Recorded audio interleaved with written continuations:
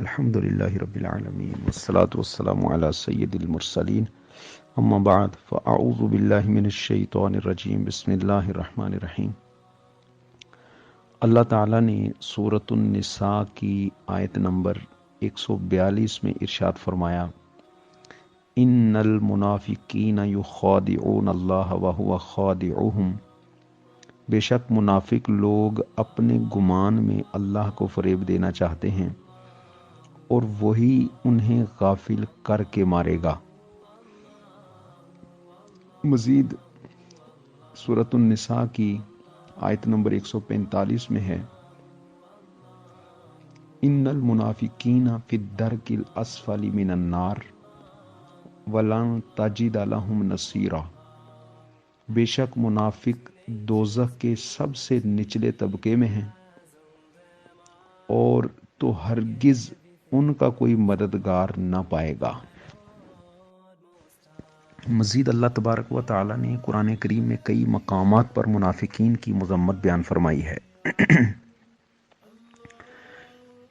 ان کے لیے دردناک عذاب کا اعلان ہے قرآن کریم میں، اور ان دو آیات میں آپ نے سماعت کیا، ایک میں اللہ تعالیٰ نے فرمایا کہ جہنم کا سب سے نچلا جو درجہ ہے وہاں ان کو رکھا جائے گا، اور دوسری آیت مبارکہ میں آپ نے سماعت کیا کہ یہ بدبخت لوگ اپنے گمان میں اللہ تبارک و تعالیٰ کو دھوکہ دینا چاہتے ہیں، اور یہ ان کی ایک بری خصلت کا اللہ تبارک و تعالیٰ نے یہاں پر بیان کیا ہے، جبکہ اللہ تعالیٰ کو کون دھوکہ دے سکتا ہے؟ تو اللہ تعالیٰ نے مزید ارشاد فرمایا کہ اللہ انہیں غافل کر کے مارے گا۔ تو آپ اندازہ لگائیں کہ کتنا بدبخت ٹولہ ہے یہ، رب کی رحمت سے کتنا دور ہے، اور یہ لوگ نبی کریم علیہ السلام کے زمانے میں بھی موجود تھے، اور ان بدبختوں کی نسلیں آج تک چلتی آ رہی ہیں۔ احادیث میں نبی پاک علیہ الصلوۃ والسلام نے بڑی صراحت کے ساتھ ان کی علامات کو بیان کیا۔ قرآن کے مفہوم کو بدلنا، احادیث بیان کرنے میں خیانت کرنا، یہ ان کا شروع سے وتیرہ رہا ہے۔ اب چونکہ سامنے بیٹھنے والے عام عوام الناس ہیں، ان کے پاس علم نہیں، وہ سن کے آگے سے واہ واہ کے نعرے لگا کے آؤ بھگت کر دیتے ہیں، اور یہ لوگ قرآن اور حدیث کا سہارا لے کر امت کو گمراہ کرنے کی کوشش کرتے ہیں۔ قرآن اور حدیث کا سہارا لے کر کبھی ہمارے اسلاف پر سب و شتم کرتے ہیں، ہمارے اکابرین کو برا کہتے ہیں، اور کبھی صحابہ کرام رضوان اللہ تعالی علیہم اجمعین پر سب و شتم کرتے ہیں۔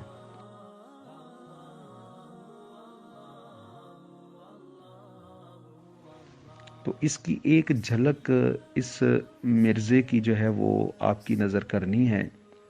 قرآن کی آیات پڑھ کے آپ اندازہ لگائیے کہ کس طرح مفہوم کو بدل کر اس کی زبان کے جو الفاظ ہیں ان پر آپ تھوڑا سا غور کیجئے گا کہ بزرگوں پر، علماء پر طعن و تشنیع، اور یہ ان کی ایک خاص علامت ہے بدبختوں کی، منافقوں کی، کہ جو آیات کفار کے حق میں نازل ہوئیں، یہ بدبخت انہی آیات کو مسلمانوں پر چشمہ کرتے ہیں، اور یہ باتیں صحابہ کرام رضوان اللہ علیہم اجمعین نے بڑی صراحت کے ساتھ بیان کر دی ہیں۔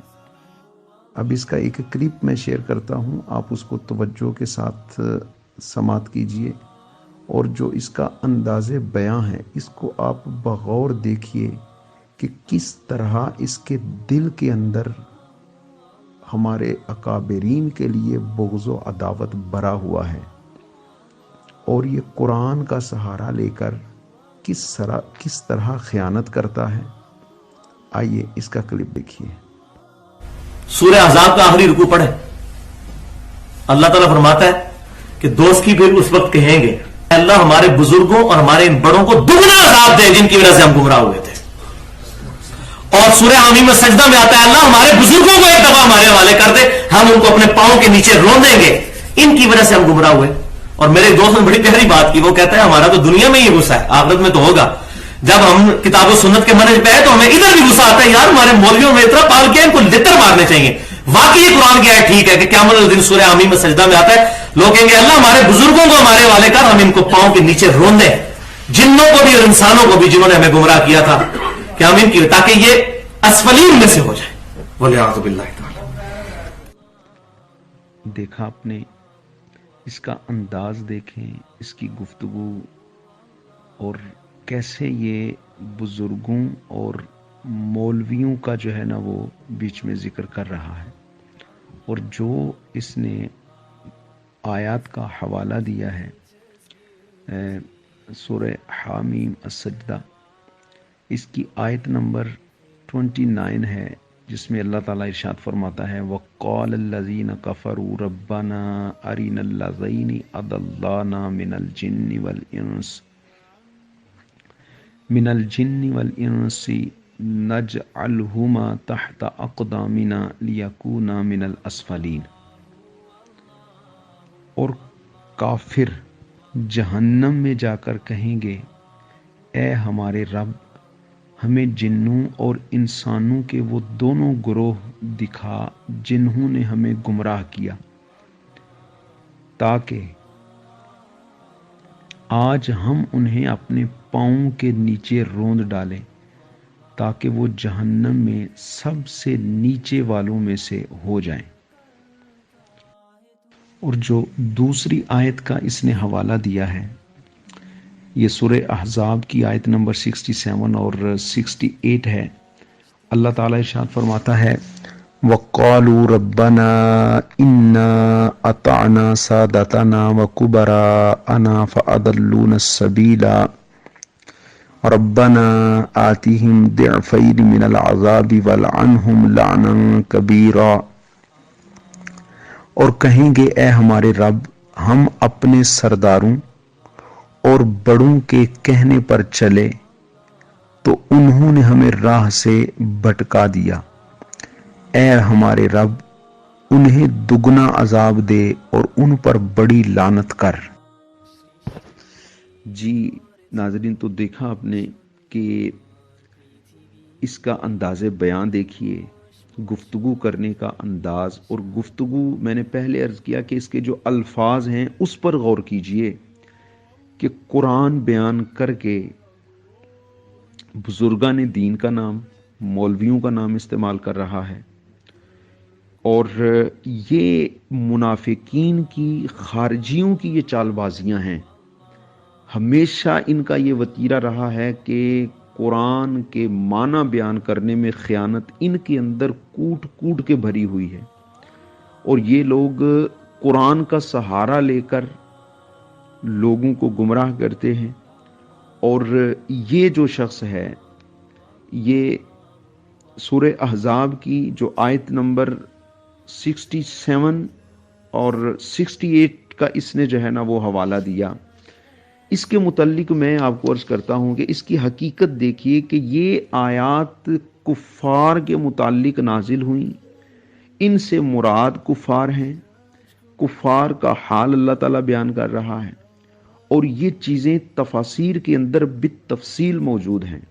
میرے پاس تفسیر در منصور موجود ہے, اور تفسیر مدارک موجود ہے, تفسیر روح البیان میرے پاس موجود ہے. ان تفاسیر میں اور بھی بہت ساری تفاسیر کے اندر یہ بڑی صراحت سے مفسرین نے بیان کیا. جیسے تفسیر در منصور کے اندر امام جلال الدین سیوطی رحمۃ اللہ تعالی علیہ لکھتے ہیں کہ سرداروں سے مراد کفار کے بڑے لیڈر ہیں, جن کی وجہ سے لوگ اسلام سے دور رہے, کفر و شرک میں مبتلا ہوئے.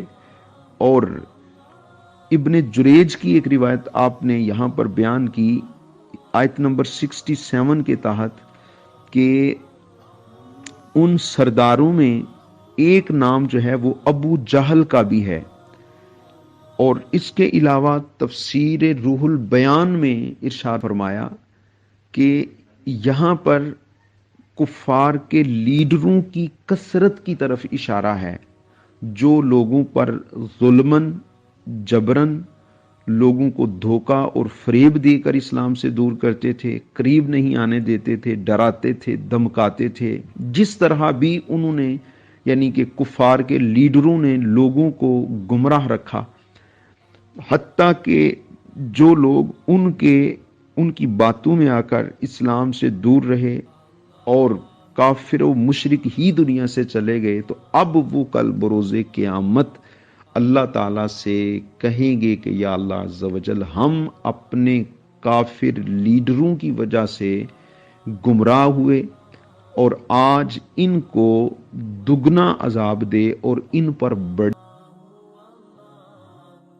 اس کلپ کا میں یہیں پر اختتام کر رہا ہوں۔ اسی موضوع کا بقیہ حصہ انشاءاللہ بہت جلد آپ کی خدمت میں دوسرے کلپ میں شیئر کروں گا انشاءاللہ عز و جل، اور اسی میں اہل خارج کی نشانیاں کیا ہیں، اور جو آیت بیان کر کے اس نے معنی مراد لیے اور لوگوں سے جو بیان کر رہا ہے، اس آیت مبارکہ کی تفاسیر میں مفسرین نے کیا تفسیر بیان فرمائی ہے، انشاءاللہ عز و جل یہ سب میں آپ سے اگلے کلپ میں شیئر کروں گا۔ تب تک کے لیے اجازت دیجیے، اللہ نگہبان، السلام علیکم ورحمۃ اللہ وبرکاتہ۔